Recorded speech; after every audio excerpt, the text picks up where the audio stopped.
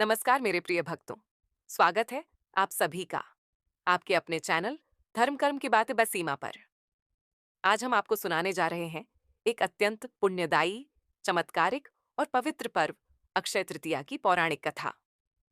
इस व्रत की महिमा इतनी अधिक है कि इसे अक्षय पुण्य देने वाला पर्व कहा गया है।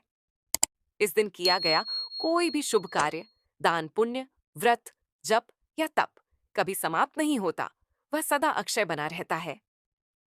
हिंदू पंचांग के अनुसार वैशाख माह के शुक्ल पक्ष की तृतीया तिथि को मनाया जाने वाला यह पर्व अक्षय तृतीया कहलाता है। अक्षय का अर्थ होता है जिसका कभी क्षय न हो, यानी जो कभी खत्म न हो। इस दिन सूर्य और चंद्रमा दोनों अपने उच्चतम बल में होते हैं, इसलिए यह तिथि अबूझ मुहूर्त मानी जाती है। अर्थात बिना किसी मुहूर्त के कोई भी शुभ कार्य किया जा सकता है। यह दिन भगवान विष्णु, परशुराम जी, माता अन्नपूर्णा और महालक्ष्मी जी से जुड़ा हुआ है। कहा जाता है कि इसी दिन त्रेता युग का आरंभ हुआ था और भगवान विष्णु के छठे अवतार परशुराम जी का जन्म भी इसी पावन तिथि को हुआ था। पौराणिक कथा, श्री कृष्ण और सुदामा की मित्रता। अब मैं आपको सुनाने जा रही हूं वह कथा जिसने अक्षय तृतीया की महिमा को चिरस्थायी बना दिया। श्री कृष्ण और सुदामा की मित्रता की कहानी। सुदामा एक निर्धन ब्राह्मण थे। जीवन में बहुत कष्ट थे, किंतु धर्म में अडिग। उनका जीवन निर्धन था, पर हृदय श्री कृष्णमयी। उनकी पत्नी भी बहुत धार्मिक थीं, परंतु संतान और पति के भूखे रहने से मन व्याकुल था। एक दिन उन्होंने सुदामा से कहा, प्राणनाथ, आप द्वारका जाकर अपने बाल्यकाल के सखा श्री कृष्ण से मिल आइए। वह अब राजा हैं, आपके कष्ट अवश्य दूर करेंगे। सुदामा सहमत हुए, किंतु उनके पास भेंट स्वरूप कुछ भी देने को न था। पत्नी ने 4 मुट्ठी चूड़े किसी प्रकार जुटाए और एक पोटली में बांधकर दे दिए।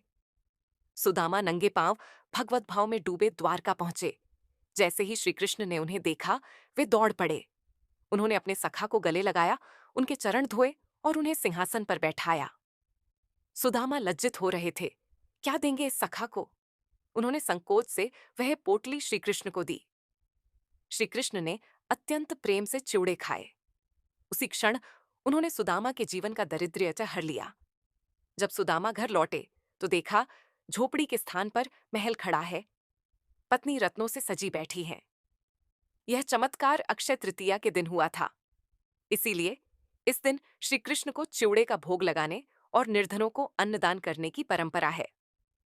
भगवान परशुराम का जन्म अक्षय तृतीया की एक और पावन कथा जुड़ी है, भगवान परशुराम जी से।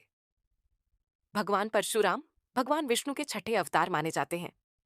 उनका जन्म वैशाख शुक्ल तृतीया को हुआ था। उन्होंने धरती को अत्याचारियों से मुक्त किया और धर्म की रक्षा की।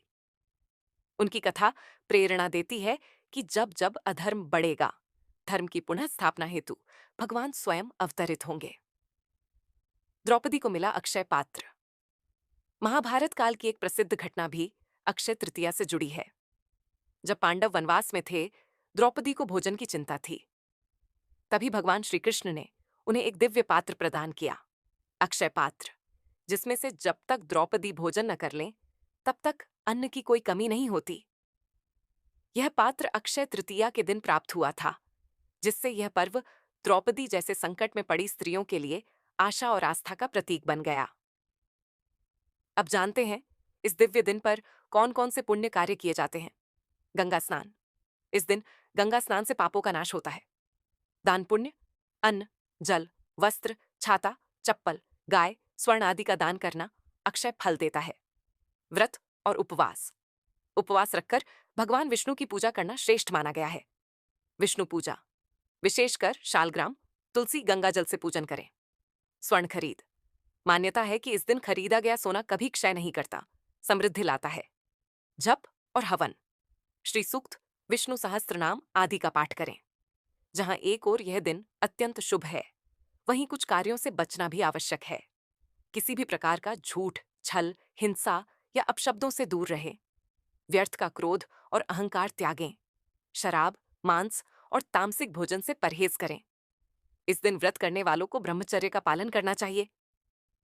प्रिय दर्शकों, अक्षय तृतीया एक ऐसा पर्व है जो हमें सिखाता है कि श्रद्धा, भक्ति और सच्चे हृदय से किया गया हर कार्य कभी व्यर्थ नहीं जाता।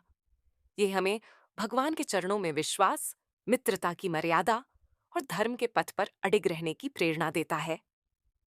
आपसे निवेदन है कि इस पावन दिन पर यथासंभव दान करें, गरीबों की सहायता करें और जीवन को पुण्य मार्ग पर अग्रसर करें। अगर आपको यह कथा पसंद आई हो तो हमारे चैनल धर्म कर्म की बातें बेसीमा को लाइक, शेयर और सब्सक्राइब अवश्य करें। फिर मिलेंगे एक और पवित्र कथा के साथ। जय श्री हरि, जय श्री कृष्ण।